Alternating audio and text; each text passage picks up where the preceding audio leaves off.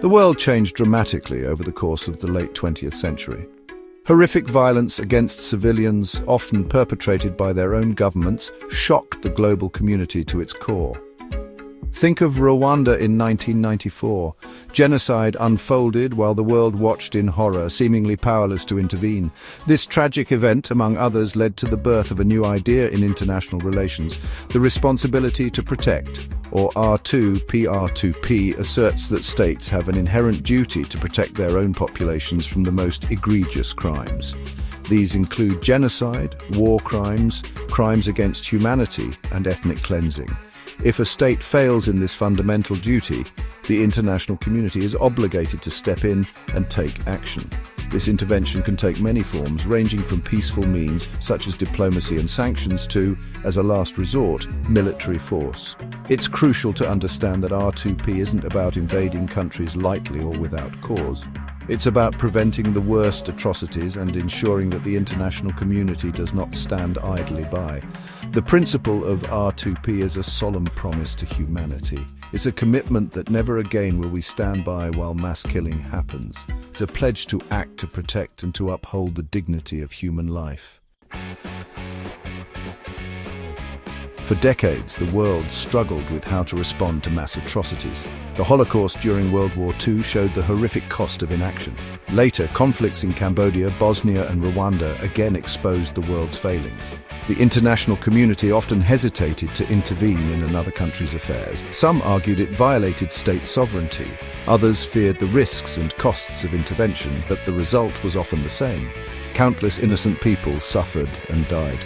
The horrors of the 20th century made it clear something had to change. The world needed a new framework for responding to these crises. This is where R2P came in. A new generation draws the line, explores the origins and impact of R2P, or the responsibility to protect. This principle, which emerged in the early 2000s, aims to ensure that the international community acts to prevent mass atrocities and protect civilians from genocide, war crimes, ethnic cleansing, and crimes against humanity.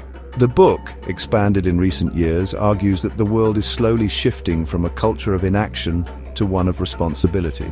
It delves into the historical context of R2P, tracing its roots back to the failures of the international community in Rwanda and the Balkans during the 1990s.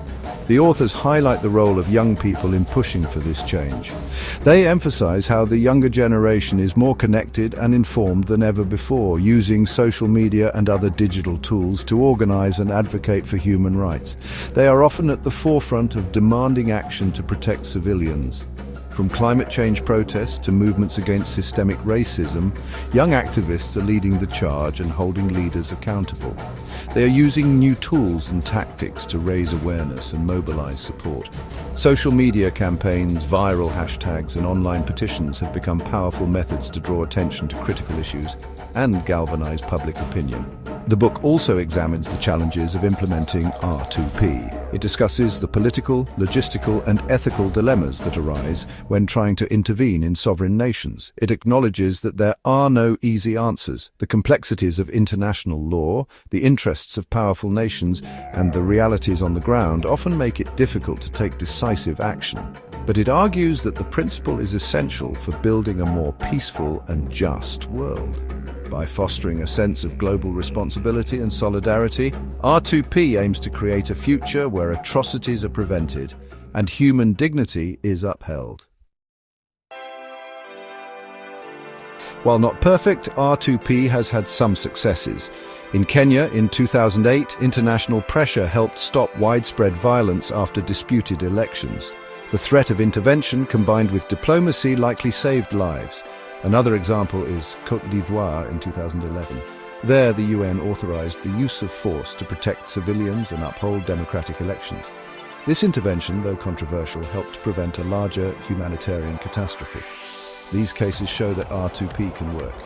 It can mobilize the international community to act and save lives.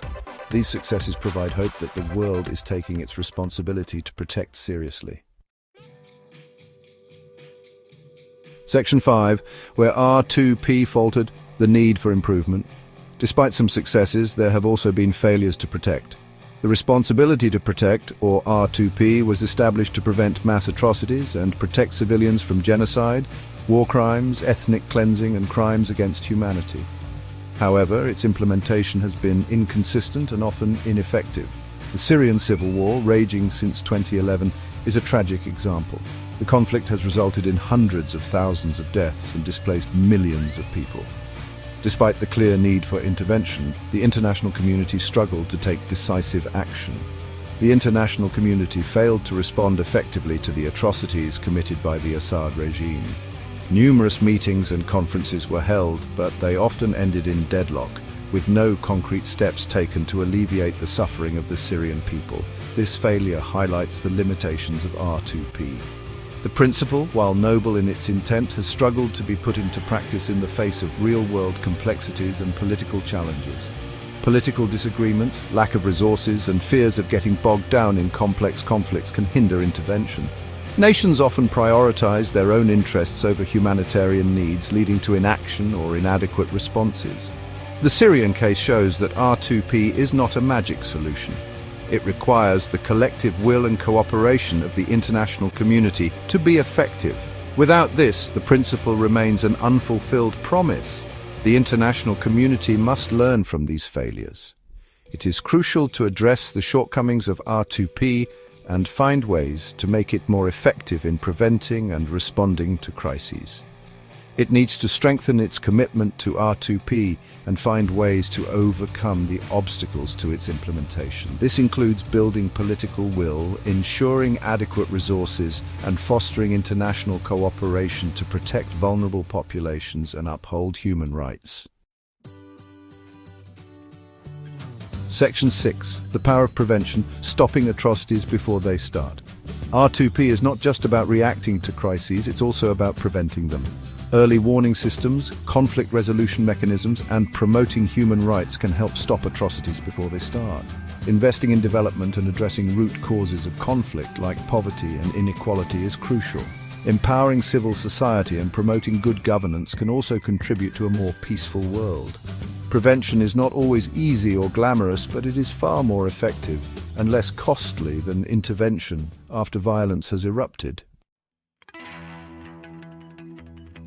Section 7. The role of the international community, shared responsibility. R2P is a collective responsibility. All states have a role to play in protecting populations from mass atrocities. This includes providing financial assistance, supporting peacekeeping operations, and imposing sanctions on perpetrators. International organizations like the United Nations have a crucial role in coordinating these efforts. Regional organizations, non-governmental organizations, and individuals also have a part to play. Only by working together can the international community truly live up to its responsibility to protect. Section 8 R2P in 2025, still relevant, still evolving.